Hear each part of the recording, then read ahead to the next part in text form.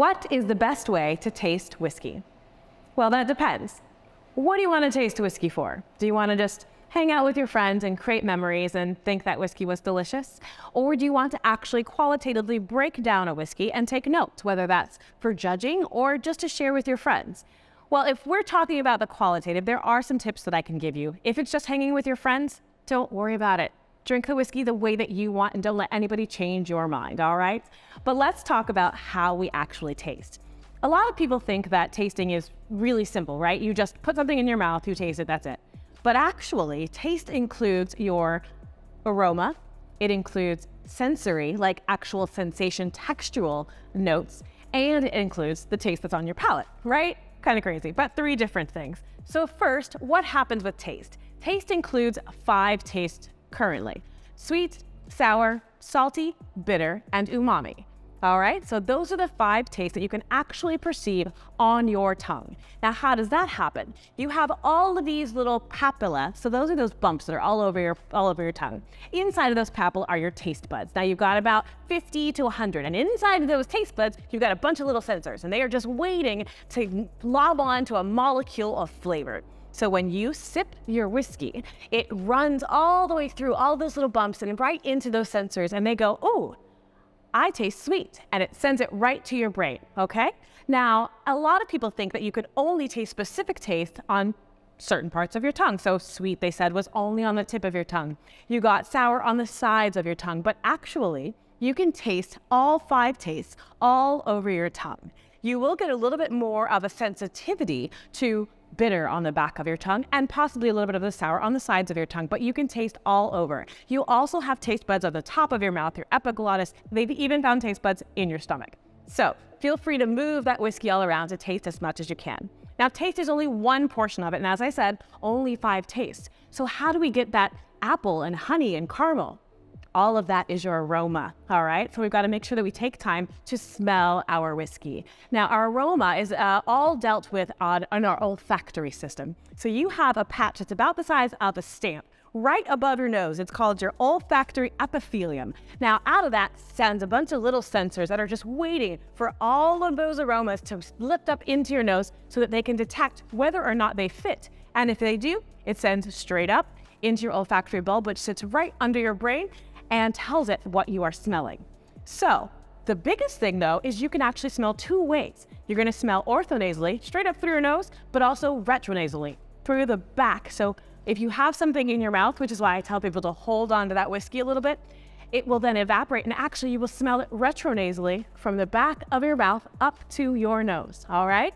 So if we were smelling our whiskey, we see the aromas are gonna come right up out of that glass. You can smell that way, but also remember, sitting on your tongue, it's going to evaporate up into your nose as well. Now, that's not it. We've got taste, we've got aroma. Aroma is incredibly important. They say up to 80% of what we think of as flavor is from aroma. But you also have sensations, right? So mint gives you that sort of cooling sensation. You've got capsaicin from peppers that gives you that heat, that spiciness. Well, ethanol is another trigger. It triggers your trigeminal nerve. This is a nerve that runs through your tongue and up into your nose. So sometimes your eyes will water when you feel something spicy. That's your trigeminal nerve going crazy. Well, unfortunately, that trigeminal nerve reads ethanol as the same as capsaicin. It thinks your tongue is on fire. It is not. But what you can do is really let it get accustomed, get acquainted with the feel of that ethanol on your palate. Just let it sit. It will start to produce saliva, which will then bring down the proof and also spread out some of those flavor molecules in your whiskey. So I always recommend taking a very tiny sip, letting it sit so that it can dilute just a little bit with the saliva so that your tongue gets used to that proof, and also so that some of those volatile, just means quick to evaporate, volatile aromas can evaporate in your mouth and you can smell them retronasally. All right, so we've got the 3 things: smell, taste, texture. All right. Let's go in. So what glass do we use? Well, we've got 3 right here. This is our rocks glass. This is a fun glass to use. If you were going to be doing qualitative nosing, this is not the best glass, because what happens with those aromas, basically your whiskey will sit in this glass and they rise straight out of your glass and they just pour out, right? There's nothing stopping them. They pour out of your glass. Now, with this glass, Those whiskeys will sit right here, and your aromas will be tapered in by this taper in that neck, right? So that actually funnels those whiskey aromas right to the center of your glass. Now this one has an even wider base, really allows that whiskey surface to be exposed to the air, allows more of those aromas to volatilize, to evaporate up out of your glass so that you can smell them. All right, so I would recommend either of these glasses if you're doing qualitative. If you just want to have a good time, go get a really heavy, beautiful Waterford Rocks glass and go to town. All right, so let's say we're having our whiskeys here. Let's have a little whiskey, all right? So the whiskey we're drinking today is the ASW Double Malt. Now this is at 44% ABV. This is at 44% ABV, alcohol by volume. That means 44% is ethanol and 55.9% is water. That 0.1% are going to be your congeners, your flavor molecules. They're going to be carefully balanced in this formula, right?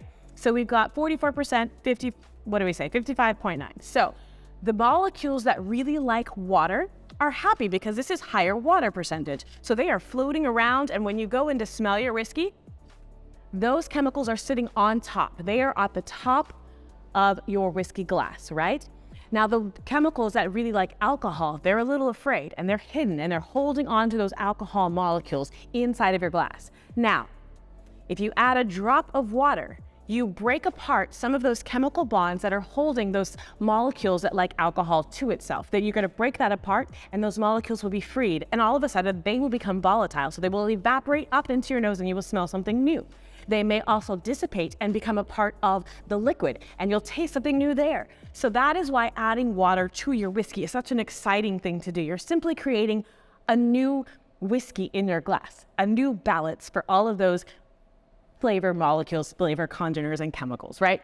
Okay, so we're gonna add, well, honestly, what I would recommend is first taste without adding any water so you know exactly how the water changes. So let's go on it.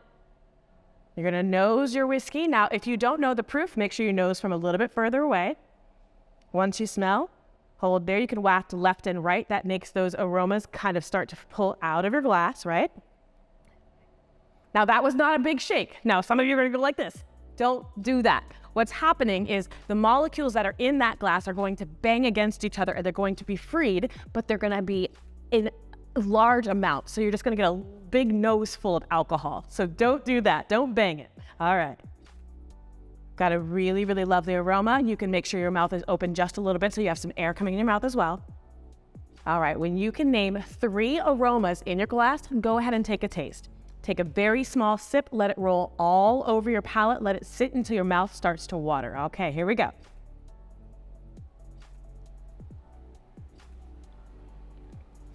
Light. All right, that should be everywhere, over your tongue, under your tongue, the back of your mouth, everywhere you can. And don't even think about it. That is just priming your palate. That is not for you to taste. That's just making sure that your mouth gets used to having alcohol in it, okay? Because this is, again, 45% alcohol. Beers, typically 6 to 8% alcohol. Wine, maybe 15%. So we're really used to having alcohol at much lower proof. So don't feel bad if this feels like it's burning a little bit. Try one more sip or just go ahead and add water as is, okay? We're going in for one more sip. This is the one that we're going to taste, okay? All right, and that one should have been easier. Your palate should have been a little bit more acclimated to the alcohol. So instead you should get taste. For me, I have this malt and it is so chocolatey. It is burnt oak. It is a little bit smoky. It's really, really lovely. Now, add your drop of water. Remember, we're going to rebalance out some of those chemicals in there. And when you add that in, it almost looks like oil hitting water. You can see all of those chemical reactions occurring. See what changes on the nose. Does it get sweeter? Does it get more savory, maybe more spicy? And then go in for one more sip.